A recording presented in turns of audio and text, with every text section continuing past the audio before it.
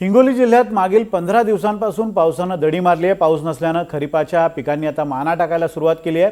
तर वाळून जाण्याच्या मार्गावर असलेली पिकं जगवण्यासाठी शेतकरी आता धडपडताना दिसून येत आहेत। तुषार आणि ठिबक सिंचनाद्वारे शेतकरी पिकांना पाणी देत आहेत। मात्र जिल्ह्यात आणखी काही दिवस पाऊस न झाल्यास पिकं वाळून जाण्याची भीती शेतकरी व्यक्त करत आहेत। आणि या हिंगोलीत 15 दिवसांपासून पावसानं दडी मारलेली आहे, त्यामुळे स्प्रिंकलर्सच्या सहाय्यानं तुषार आणि ठिबक सिंचनाच्या सहाय्यानं शेतकरी पिकांना पाणी देत आहेत आणि पिकं जगवण्याचा प्रयत्न सुरू आहे। आणि या संदर्भात आढावा घेत शेतकऱ्यांशी बातचीत केली आमचे प्रतिनिधी समाधान कांबळे यांनी।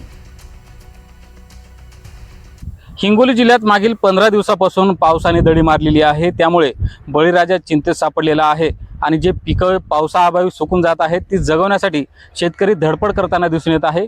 आपण बघू शकता माझ्या पाठीमागे ही सोयाबीनची शेती आहे आणि पाऊस नसल्या कारणाने ही शेती वाळून जात होती। मात्र शेतकऱ्यांनी जे आहे ते आता स्प्रिंकलरच्या सहाय्याने या सोयाबीनला पाणी देण्यास सुरुवात केलेली आहे आणि त्यामुळे कुठेतरी शेतकरी जे आहे ते आपली पिके वाचवण्यासाठी धडपड करताना दिसून येत आहेत। आपण या बाजूला सोयाबीन बघितलं असेल, या बाजूला आपण बघू शकता ही कपाशीची शेती आहे आणि कपाशीच्या शेतीमध्ये वाढ अक्षरशः फुटलेली आहे आणि त्यामुळे शेतकरी जे आहे ते आता ठिबक सिंचनाच्या द्वारे या कपाशीच्या पिकाला जे आहे ते पाणी देताना दिसून येत आहे। आपण बघू शकता अशा पद्धतीने जे आहे ते पाऊस नसल्या कारणाने शेतकऱ्यांना जे आहे ते धडपड करावी लागत आहे। आपल्यासोबत शेतकरी आहेत। काका, सोयाबीनला पाणी सुरू केले, किती दिवसापासून पाऊस नाही आहे? 15 दिवस झाले पाऊस नाही। मग कसं आता कसं म्हणजे काय, आता हे तात्पुरतं द्यालो आम्ही पाणी। पाऊस जर नाही पडला ते शेतीचं नुकसान म्हणजे काय, भरपूर नुकसान आहे, काहीच येणार नाही शेतीचं। पण आता फुला अवस्थेत हे सोयाबीन आहे, मग आता फुलाच्या अवस्थेत पाऊस पाहिजे, त्याला आवश्यक आहे, मात्र पाऊस नाहीये, त्यामुळे उत्पादन घटेल का? हा, उत्पादन घटणारच, 100% उत्पादन घटते त्याचं।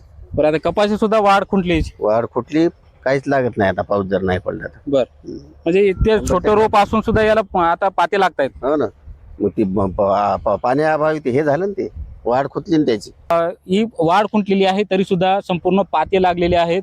काही दिवसामध्ये याला बोंड सुद्धा लागू शकतात कपाशीचे आणि त्यानंतर जे आहे ते कुठेतरी उत्पादनात घट होणार असले दिसून येत आहे। त्यामुळे पाऊस नसल्या कारणाने बळीराजा जे आहे ते सद्यस्थितीला चिंतेत सापडल्याचं दिसून येत आहे। समाधान कांबळे, NDTV मराठी, हिंगोली।